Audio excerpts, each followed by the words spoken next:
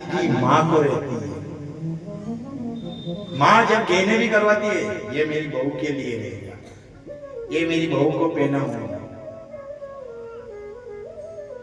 माँ माँ सदैव एक भी अगर कोई भी अगर गहना करवाएगी तो उसके मन में एक ही बात रहेगी, ये मेरी बहू के लिए। और जब बहू आती है तो माँ वो जो ताला लगा हुआ रहता है वो ताला खोल देती है बहू के सामने, बेटा ये तू पहनना, ये तू पहनना।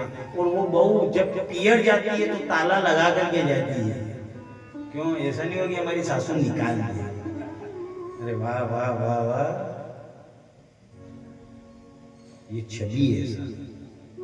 माँ माँ अपन अपनी क्या बात करें, अपने गृहस्थी की क्या बात करें, यही तो है। जब उन्होंने भोले बाबा ने कहा कि तुम्हारे घर जब ये बाबा जी आएंगे वो राम को लेकर के जाएंगे तो उस समय वो वापस आएंगे, तब तुम्हारे बेटे का ब्याह करवा के एक नहीं बल्कि दुल्हन के समेत तुम्हारा राम आएगा, तुम्हारा बेटा आएगा। और कौशल्या तो खड़ी हो गई, एक ऐसा करो तो फिर कब आएंगे? कल ही आ जाए, हमारे बेटे को ले जाए और हमारे बहू आ जाए, मेरे बेटे को भी बड़ा कर लूंगी, बहू को भी।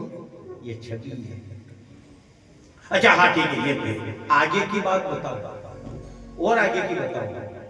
और जैसे ही इधर भोले बाबा ने कहा इसका विवाह होगा, ने अति देर में तो राम जी ने दाढ़ी पकड़ी ने जो खींची, उन्होंने पूरी कथा भरी बताओगा कैसे?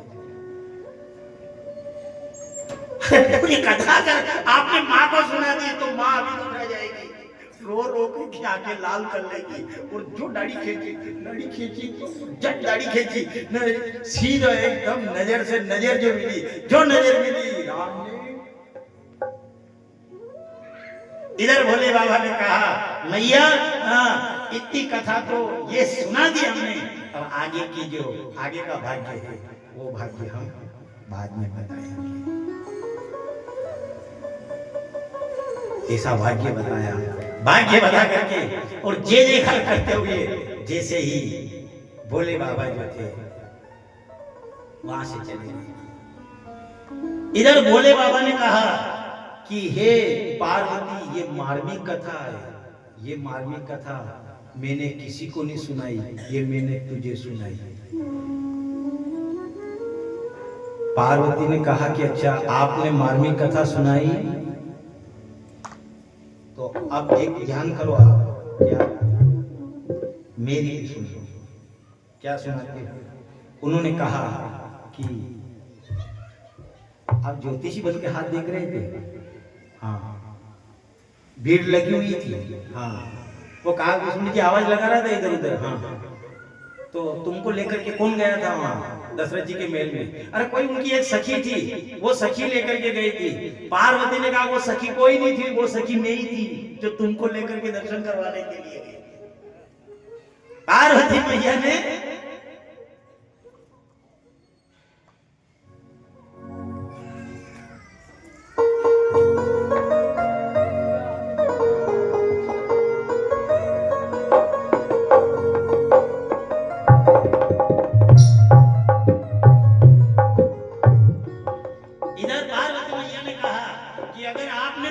मार्मिक बात सुनाई है तो मैं भी मार्मिक बात वही सुनाती हूँ।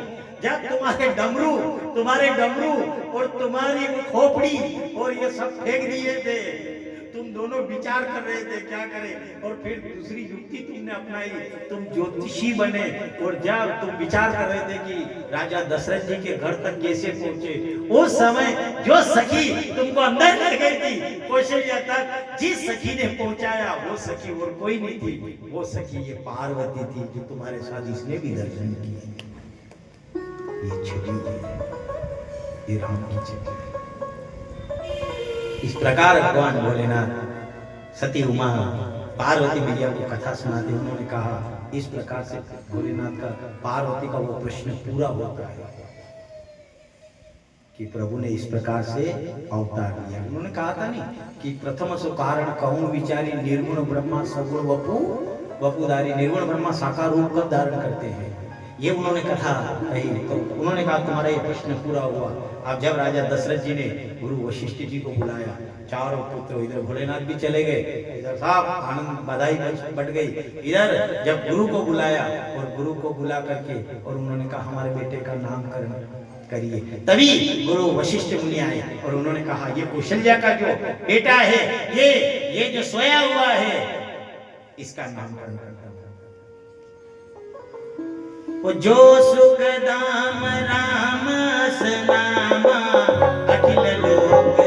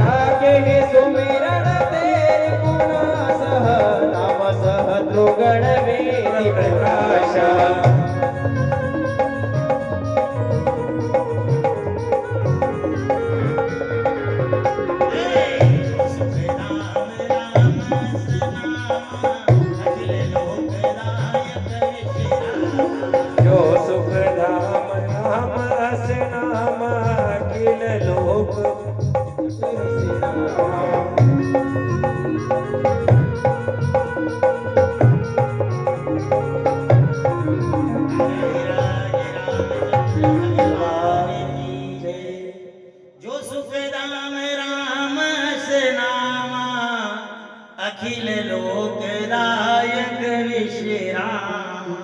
उन्होंने कहा राम, अरे जिसका नाम लेकर के जो सुख धाम राम आसमामा, जो संसार को सुख देने वाला हो, जो सुख का धाम हो, ऐसे तुम्हारे बेटे का नाम राम आता है।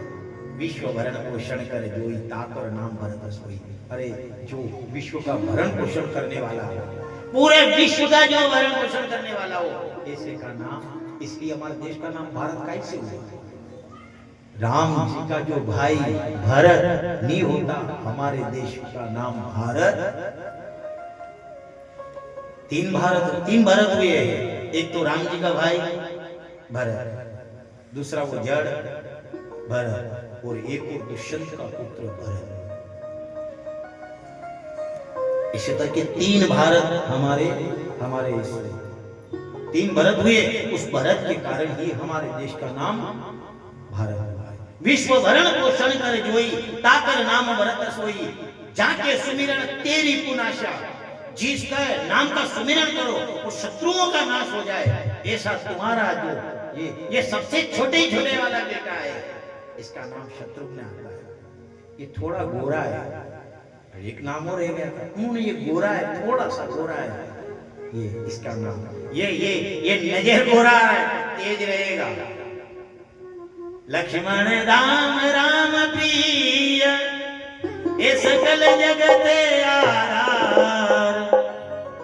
गुरु वशिष्ठ तेरा क्यों लक्ष्मण नाम। इधर इस प्रकार नामकरण, चारों भाइयों के नामकरण किए गुरु वशिष्ठ मुनि ने, और वहां से चले गए। धीरे धीरे भगवान बड़े हुए, राजा दशरथ जी के आंगन में विचरते हैं। बड़ा आनंद चाहता है, कभी धूल में खेले, कभी इधर जाए मिट्टी में खेले। माता कौशल्या जब उठा करके लाए और जैसे ही राजा दशरथ जी के गोदी में जैसे बेटे फिर नजर चुराए। कौशल्या जब बरजन जाए, कौशल्या जब बरजन जाए, ठुमुक की प्रभु चले ही पर आई। और जैसे दौड़ते हुए जाए, फिर कौशल्या उठा करके लाए। जाट की सांस श्रुति स्मृति हो, वो दशरथ जी के आंगन में खेले, ये बड़े अचंभे की बात है।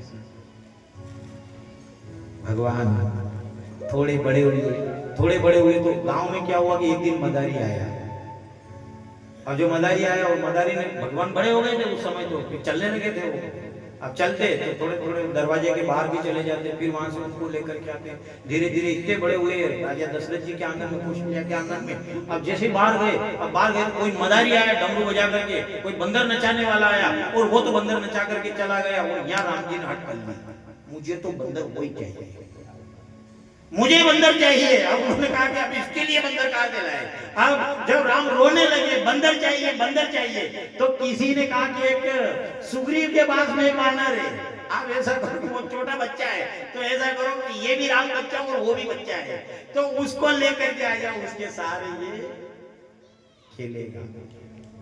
और जैसे ही एक दूत को भेजा, और जो सुग्रीव महाराज की वहां संदेश गया, और वहां से जो हनुमान को लेकर के आए, जैसे ही राम ने देखा हनुमान को, और हनुमान ने राम को देखा, तो जैसे ही दृष्टि पड़ी हनुमान की राम के ऊपर, तो देखते ही ओ राम जी के धुने में मगन हनुमान, राम जी के धुने में मगन हनुमाना,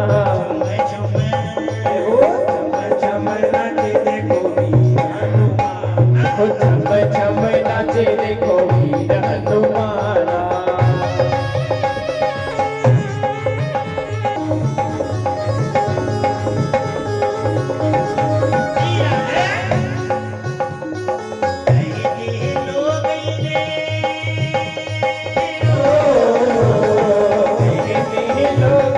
राम का दीवाना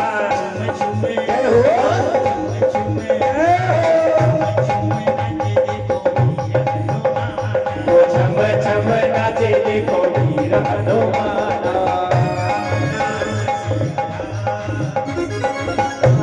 राम सिया राम, राम राम सिया राम, राम राम सिया राम।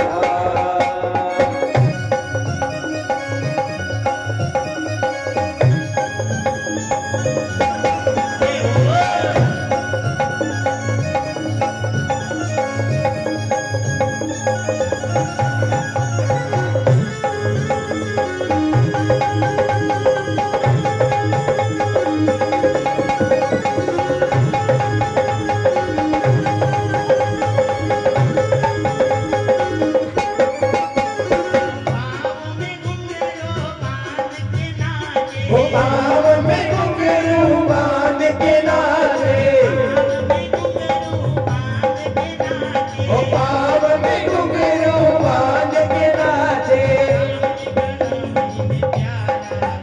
वो राम जी का नाम इन्हें प्यारा लागे।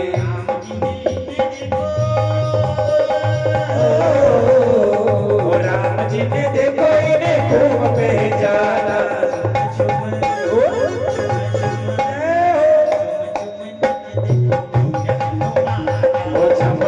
नाचे देखो वीर हनुमाना।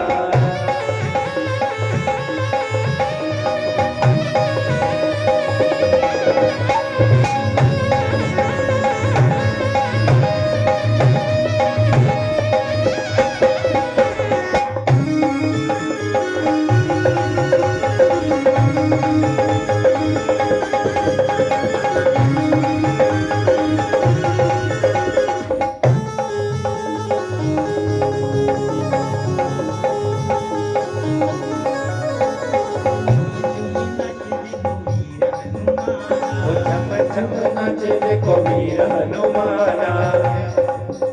ओ राम राम सिया राम, राम राम सिया राम, राम सिया राम, राम राम सिया राम। जहाँ जहाँ कीर्तन होता श्री राम का, जहाँ जहाँ कीर्तन होता श्री राम का, वो लगता है मेरा महावीर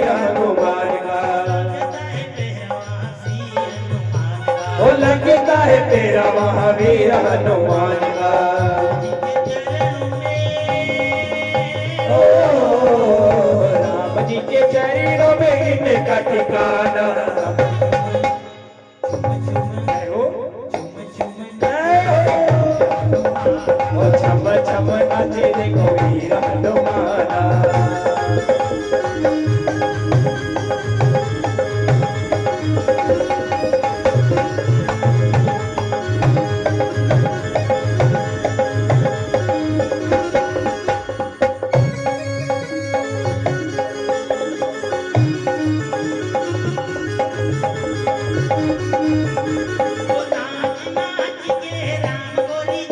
ओ नाच नाच के राम गोरी जाए।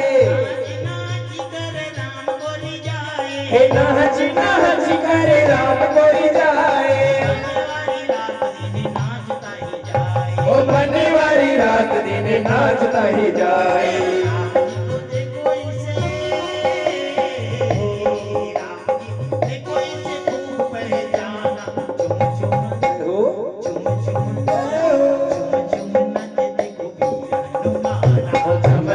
नाचे देखो वीर हनुमाना। राम राम सिया राम, राम राम सिया राम, राम राम सिया राम, राम राम सिया राम।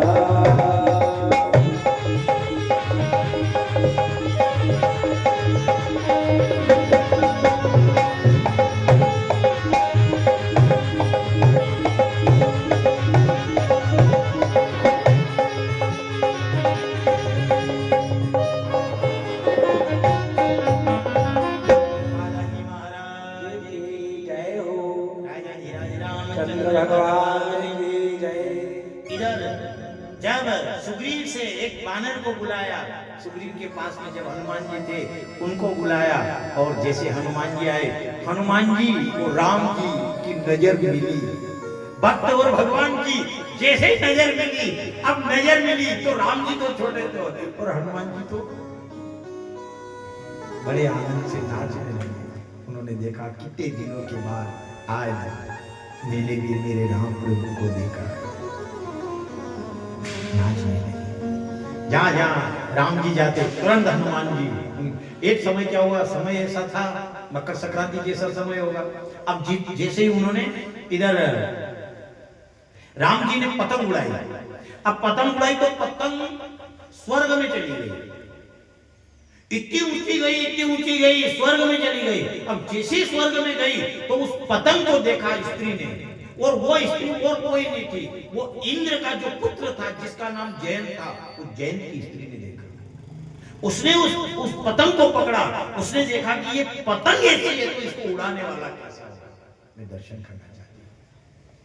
जैसे ही उन्होंने उस पतंग को पकड़ दी, अब इधर से राम खींचे, छोटे से बच्चे थे वो तो, अब जैसे ही राम खींचे, इधर से ये खींचे, उधर से वो उसको कस करके पकड़े, अब वो पतंग नहीं है। हनुमान जी से राम जी ने कहा कि ये पतंग कहाँ अटकी है।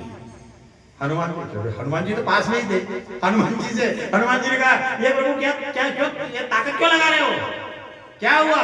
हनुमान जी से राम ने कहा, पतंग कहीं अटक गई। उन्होंने कहा, नजर तो कुछ नहीं आ रहा, ये कहाँ अटक गई है। जैसे ही इधर हनुमान जी से कहा राम ने कि जाओ और पता लगा करके आओ, और जो हनुमान जी जय श्री राम थे तो छोटे ही हनुमान जी भी गए स्वर्ग में चले गए। अब जैसे गए तो वहां जयंत की स्त्री जो थी उसने पकड़ा हुआ है, वो पतंग पकड़ी हुई देखी।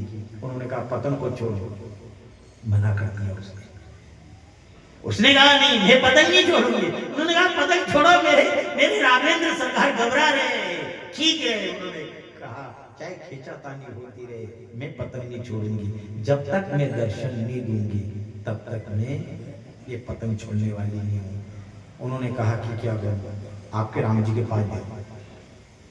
हाथ जोड़ करके प्रार्थना करी उसने। अब जैसे ही फिर वहां से हनुमान जी आए, हनुमान जी ने आकर के राम जी ने देखा हनुमान जी को, तो हनुमान जी ने पूछा, क्यों तू तो आ गया, पतंग तो अटकी हुई। उन्होंने कहा, पतंग नहीं निकलेगी। क्यों, क्योंकि अटकी हो तो अटकी नहीं है, वो तो हाथ में पकड़ी हुई है पतंग। किसने पकड़ी, अरे जयंत की स्त्री ने पकड़ी हुई है, इंद्र स्वर्ग में पतंग अपनी। उन्होंने कहा, तो फिर उनसे कहा नहीं आपने कि छोड़ो उसको। उन्होंने कहा हनुमान जी ने, मैंने बोला उनसे कि पतंग को छोड़ो, लेकिन उसने कहा कि ये पतंग उड़ाने वाला है, जब तक मैं इसके दर्शन नहीं कर लूं तब तक पतंग छोड़ने वाली इधर है। राम ने कहा तुम जाओ और उससे कहना कुछ समय के लिए प्रतीक्षा करे, उस समय के लिए प्रतीक्षा करे।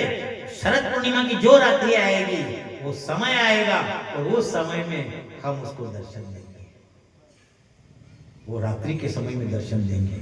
उनसे बोलना था, उसकी इच्छा है कि राम को देखूं मैं, तो राम के दर्शन करेगी। इधर हनुमान जी गए और जाकर के जैसे उससे कहा, उन्होंने कहा क्या कहा तुम्हारे राम ने? उन्होंने कहा कुछ समय के लिए प्रतीक्षा करना, तुम रात का समय होगा और उसी रात्रि में पत्थर की शिला के ऊपर बैठे हुए राम तुम्हें दर्शन देंगे। और वही समय था जब सिख का बाण भगवान राम ने छोड़ा था।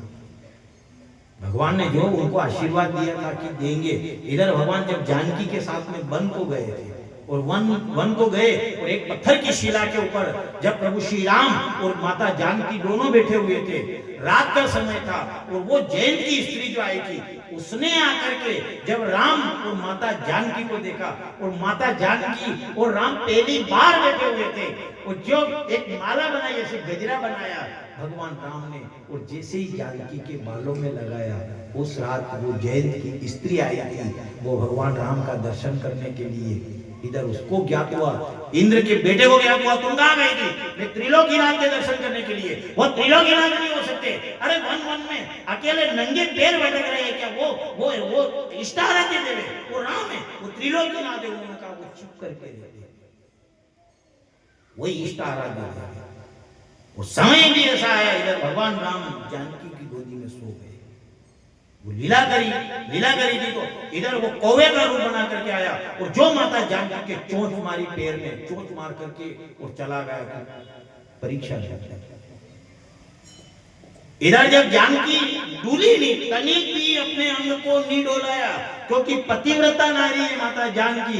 इधर जानकी ने देखा अगर मेरे अंग हिल गए तो मेरे राघवेंद्र सरकार, मेरे जो करुणा निदान है, करुणा निदान सो रहे हैं, ऐसा नहीं हो कि कहीं इनकी नींद में विक्षेप हो जाए। कहां ढूंढोगे मर्यादा? पति सोया हुआ था, तो जानकी के खून निकलने लगा, रक्त बहने लगा, लेकिन जानकी ने अपने अंग को नहीं डोलाया। क्यों? क्योंकि आज मेरे करुणा निदान सोए हुए हैं, और ऐसा नहीं हो कि अगर मैं अंग डोलाऊं तो मेरे करुणा निदान की दृष्टि खुल जाए, नींद में बाधा है। ऐसी पति आगे आएगी और कथा। इसलिए जानकी और राम क्या छवि, क्या कथा वर्णन करे। राम के रूप को देख करके जानकी ने पहचान लिया था। बोलने की आवश्यकता कभी भी राम मुंह से नहीं बोले। इधर राजा दशरथ जी आगे कथा आएगी, कल आएगी राम बनवास की कथा, आप राम कथा खोल करके देख लेना। राजा दशरथ जी ने 14 वर्ष का अपन कहते वनवास दिया, लेकिन कभी आपको ये नहीं मिलेगा राम कथा के अंदर लिखा हुआ कि राम से ये कहा कि 14 वर्ष के लिए वनवास। इतनी मर्यादा इस कथा के अंदर, इतनी मर्यादा छिपी हुई, केवल देख करके, नयनों को देख करके अंदाजा लगा लिया। तभी तो कहा जाता है कि नयनों को देख करके नियत का पता लगता है, नयनों से नियत का पता चल जाता है, और वाणी से प्राणी का पता चल जाता है इसके अंदर क्या है। वाणी ऐसी न बोलिए जो कोई कहे रे चुप, वाणी ऐसी न बोलिए जो कोई कहे ना चुप, ऐसी जगह न बैठिए कोई कहे तो। वाणी ऐसी न बोलिए जो कोई कहे तो चुप, ऐसी जगह न बैठी है कोई कहे तू। और जैसे ही चोट मारी, इधर राम की नींद खुली, देखी तो जानकी के चरणों से रक्त बह रहा था। इधर देखा, क्या हुआ? कुछ नहीं। ये तुम्हारे पैर में ये खून कैसा है? उन्होंने कहा कुछ नहीं, एक कौवा आया चोट मार गया। राम ने ध्यान लगा करके देखा, उन्होंने देखा कि उसकी शंका हो गई थी, ये मेरी पत्नी स्वर्ग से इनके दर्शन करने के लिए आई। ये और ये श्री राम त्रिलोकीनाथ है, मैं नहीं मानता ऐसे राम को। और जैसे ही चोट मार करके गया, भगवान ने देखा जो बाण चलाया, एक सिक्का बाण चलाया, और बाण भी ऐसा चलाया कि बाण जिस निमित्त चलाया वो बाण खाली नहीं है। इधर देखे, आगे आगे भागता गया कौवा, पीछे देखे तो बाण आ रहा है, भागा, पिताजी के पास में गया, पिताजी रक्षा करो रक्षा करो रक्षा करो रक्षा करो। पिताजी ने देखा कि मैं हूं, चिंता मत कर। किसने? इंद्र ने कहा, इंद्र का बिठाया। उन्होंने कहा कि मैं बैठा हूं, मेरे होते हुए मुझे आज आ जाए, मैं बैठा हूं, बेटे चिंता मत कर। पर क्या हुआ? जानकी के चोट मार के आ रहा हूं और राम ने बाण छोड़ा। उन्होंने कहा भाग, तेरी करनी गलत है। वहां से भगाया, का दो जा, और कोई बचाएगा। आगे गया, ब्रह्मा जी के वहां गया, अरे ब्रह्मा जी रक्षा करो रक्षा करो। ब्रह्मा जी ने देखा स्वर्ग का है, बड़े घर का है, बेटा बड़े घर का है। फिर वहां से निकला, जैसे ही ब्रह्मा जी के पास में गया, अब ब्रह्मा जी ने कहा रक्षा करो रक्षा करो। ब्रह्मा जी ने कहा चिंता मत कर, मैं बचाऊंगा तुझे। पर कारण क्या है? उन्होंने कहा तू क्या करके आ रहा है? उन्होंने कहा कि मैं जानकी के चरण में चोट मार के आ रहा हूं। अरे तूने भगवान राम से जाकर के वेद ठाना, भाग, मुझे बुरा तुम्हें दुख देने वाला तो भाग यहाँ से। फिर वहां से गया। अब कौन बचाए? त्रिलोकी में कोई बचाने वाला नहीं है। इधर जा रहे थे, इसलिए कहा है जैसी करणी वैसी भरणी, ना मानो करके हो जैसी करणी वैसी भरणी, ना मानो करके देख लो। जैसी करणी वैसी भरणी, ना मानो करके देख लो। हो जैसी करणी वैसी भरणी, ना मानो करके देख लो।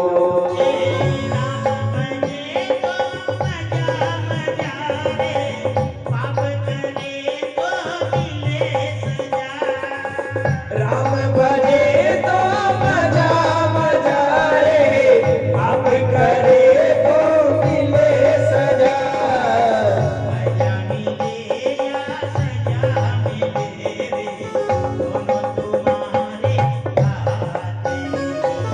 मजा मिले या सजा मिले रे, दोनों तुम्हारे हाथ में।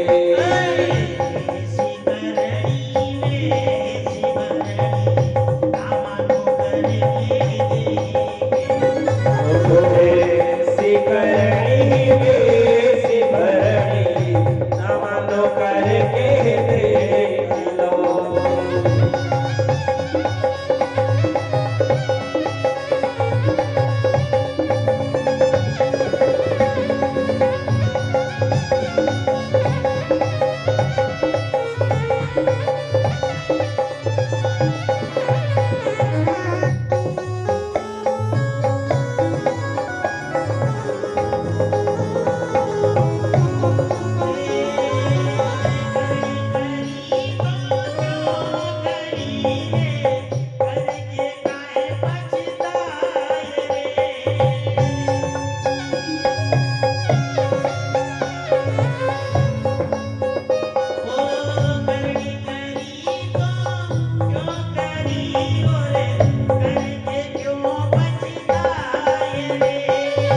करके करी तो क्यों करी रे, करके क्यों पछताए।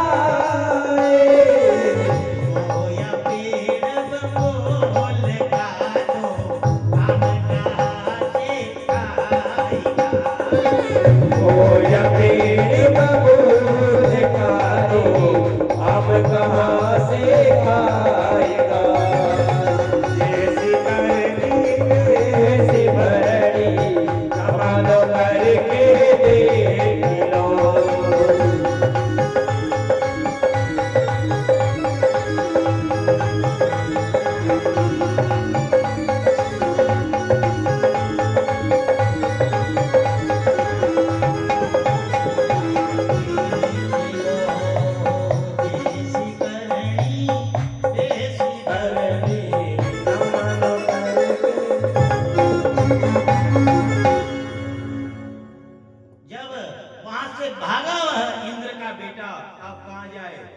रास्ते में नारद जी मिले।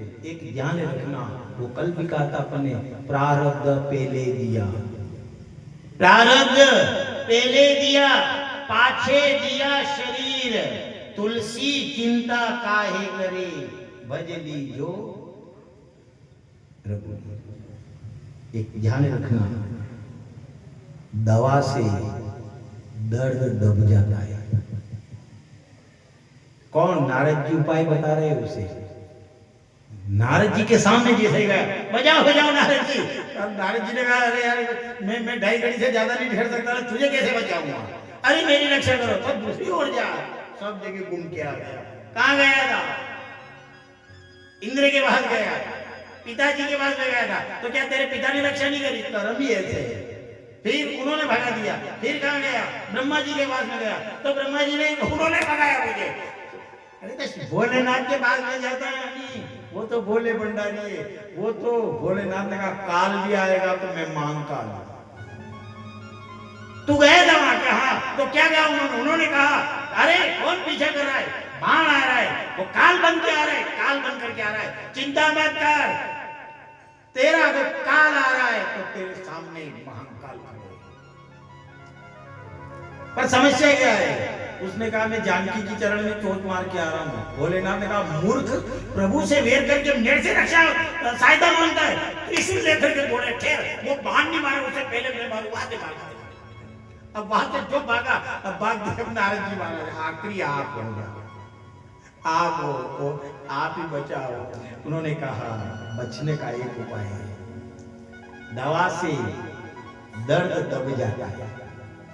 अगर दर्द ज्यादा हो रहा है, कभी अंग ज्यादा दुखा लग गया कि पे गोली भी खा लो, तो दवा से दर्द दबता है, पैसे से केस दब जाता है।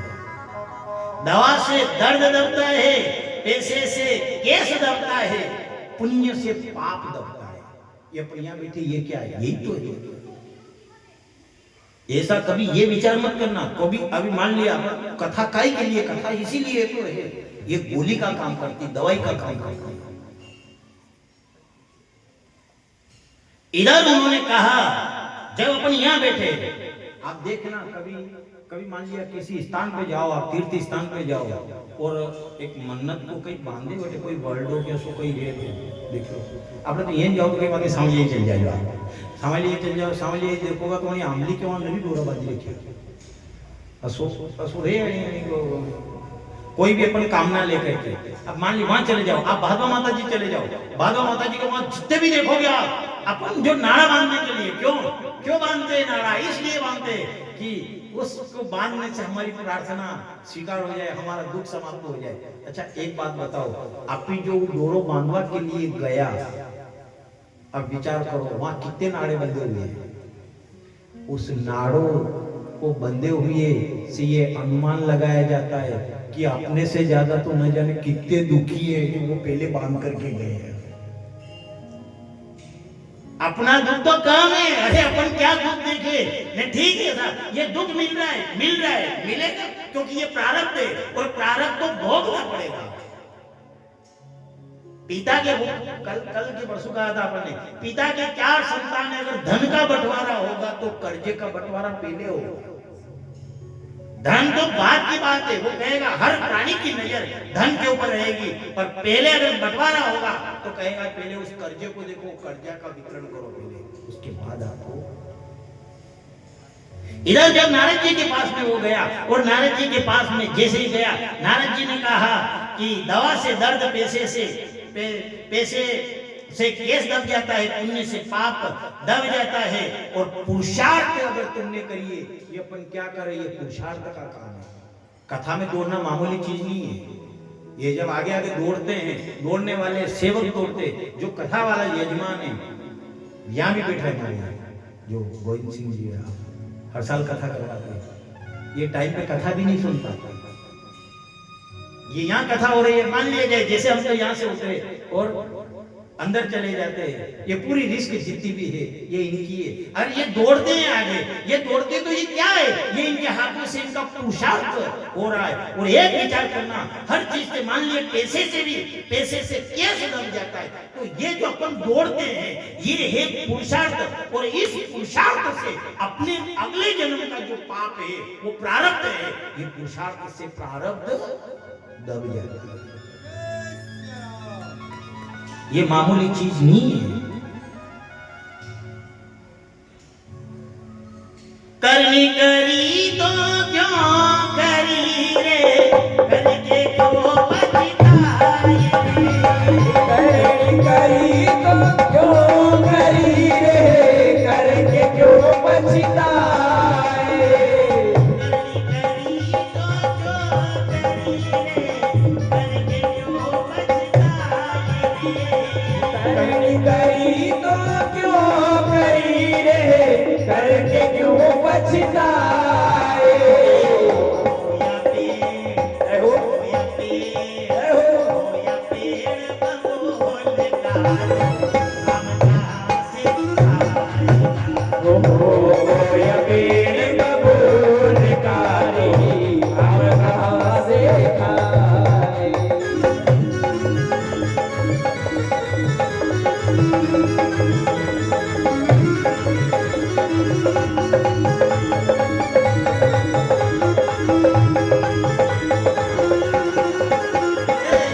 ऐसी करनी वैसी भरनी, अनो करके दे। जैसी करनी वैसी भरनी, सामान करके दे किलो।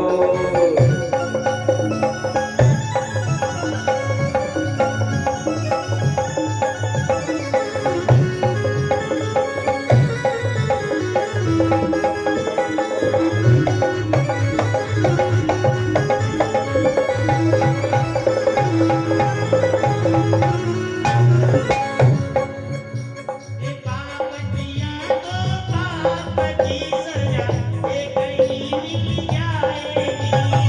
पाप किया तो पाप की सजा कहीं पर ही मिल जाएगी। कर्म है, जय हो, कर्म है, जय हो। कर्म है कोई धर्म का तो मुक्ति तुझे मिल जाएगी। कर्म है कोई धर्म का तो मुक्ति तुझे मिल जाएगी। कर्म है कोई धर्म का तो मुक्ति मिल जाएगी। कर्म है कोई धर्म का तो मुक्ति तुझे मिल जाएगी।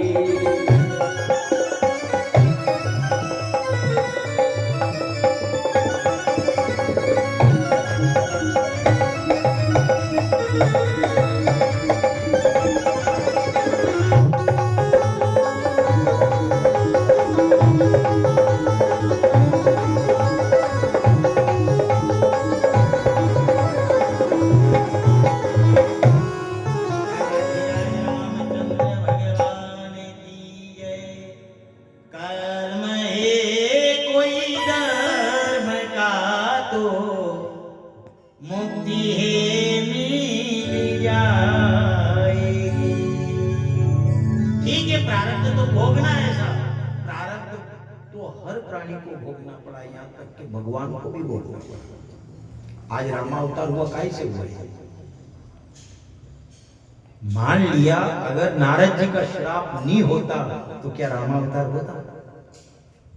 अपन विचार करे, राम वन में गए, ये माता जानकी का हरण किया, ये हरण कैसे हुआ?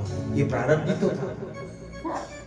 नारद जी ने श्राप ही तो दिया था, जैसे जाओ मैं तुम्हें श्राप देता हूँ, नारी के विरह में आज मैं व्याकुल हूँ, ऐसे तुम भी आने वाले समय में व्याकुल हो। ये क्या, ये प्रारब्ध तो है। एक विचार करो, प्रारब्ध साक्षात राम को भोगना पड़ा तो भला आप और हम कहाँ हैं? पर कर्म है कोई धर्म का तो मुक्ति तुझे मिल जाएगी। कर्म आपका धर्म से जुड़ा हुआ है तो मुक्ति मिल जाती है। वो कटता है सब, कर्म भी तो कटता है। अपन यहाँ बैठे हैं, यहाँ बैठे तो ये भी तो आएगा। विचार करो, अगर लेखनी में पाप अगर लिखने में आता है तो क्या पुण्य नहीं आएगा? इंद्र के बेटे ने कहा अब क्या करो, क्या करूं? उन्होंने कहा कि देखो कर्म तो गलत किए, सजा तो मिलेगी। ये बाण जो है तो बाण तो वापस जाने वाला है ही नहीं, और तेरी रक्षा इस त्रिलोकी में कोई करने वाला नहीं है। और तू अगर विचार कर ले कि नारद जी मेरी सहायता करेंगे तो केस तेरा इतना भारी है कि इसको कोई वकील, तो फिर क्या करो? अब तो आपसी फैसला ही करना है। अगर बचना है तो उसी के पास जाओ जिन्होंने ये छोड़ा है, और वहां से लौट करके जैसे राम के चरण में आकर के निकट गया, मैं जान गया। वो कागज के बाग जगेरे सखी, हरि हाथ चले गयो छीन के रोटी, कागे के बाग जगेरे सखी।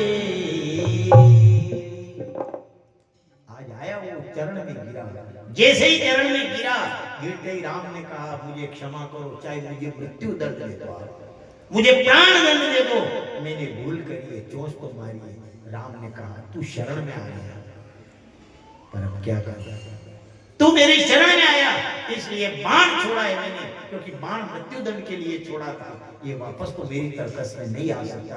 पर ठीक है, तुझे मैं एक नयन का करके छोड़ा, एक आंख, पर हाँ एक आंख का तो करके छोड़ रहा हूं, लेकिन तू मेरी शरण में आया है, ये तो तुझे दंड दे रहा हूं, और दंड के साथ में आशीर्वाद भी है कि आज से तू अजर अमर रहेगा। इसलिए कौवे की कोई उम्र नहीं रहती, एक आंख से देखता है वो, एक आंख से एक सितारा है कौवे के अंदर। राम कथा करता है ऐसा सितारा है, इधर देखे तो आपको नजर आ रहा है, और इधर देखे आप देख जो कहीं टेक्निकल कहीं देख दो क्या, यदि राम कथा में देखो तो मन विचार करो कि सही है गलत है। आप देखो बड़ी सीधी नजर कभी नहीं रहेगा, असो एक सीधी गर्दन नहीं रहेगा, बिल्कुल देखिएगा टेढ़ी यूं आनी साइड में, और यूं तो ये इसे दयालु है। अब विचार कर लो, जिसको प्राण दंड देने के लिए उन्होंने जो बाण छोड़ा था वो शरण में चला गया, तो उसको उससे मुक्त कर दिया, तो क्या अपन शरण में जाएंगे या अपन राम कथा के शरण में आए तो क्या अपने पाप को नहीं काटेंगे? ये भी हमारा कर्म है। विचार कर लो, मान लिया अगर पाप का लेखा होता है तो पुण्य का भी लेखा, ये हमारा पुरुषार्थ है। कहा जाता है पुरुषार्थ ही एक ऐसा है जो प्रारब्ध को काट देता है। कर्म है कोई धर्म का तो मुक्ति तुझे मिल जाएगी। इधर जब महावीर जी को भेजा था पतंग उड़ाई राम ने, वो पतंग लेने के लिए गए तो इंद्र की बहू ने पूछा मैं उनके दर्शन करना चाहता हूँ, उनसे कहा तो दर्शन दिए। अब भगवान थोड़े और बड़े हुए, अब गुरु जी के वहां शिक्षा लेने के लिए जाना, और बाबा तुलसीदास जी ने लिखा है गुरु ग्रह गया पढ़न रघुराई, अल्प काल सब आए, जाकी सहज सास श्रुति जारी, जो हरि पड़े यह को तुक बारे, गुरु ग्रह गया पढ़न रघुराई। इधर जब गुरु के वहां पर गए, गुरु ग्रह गए पढ़न रघुराई, अल्प काल विद्या सब आई, जाकी जाकी सहज सास सुरती चारी, सो हरि पढ़े। ये अचरज है। पढ़ने के लिए गए। अब विचार करो, तो कहा कितना बढ़िया लिखा है चौपाई, कितनी बढ़िया लिखी है। गुरु ग्रह गए पढ़न रघुराई, अल्पकाल विद्या सवाई। अल्पकाल जो जितनी भी विद्या थी सब विद्या आ गई। अब विचार करो, मान लिया जाए तो राम को तो वो विद्या आ गई ना, अपने पुत्र को भी अपने पढ़ने के लिए भेजते। जो कोसो कोसो बेटो तो एक क्लास में 3-3 नाम ने पजे भी मार सके के इसको निकाल दो यहाँ से।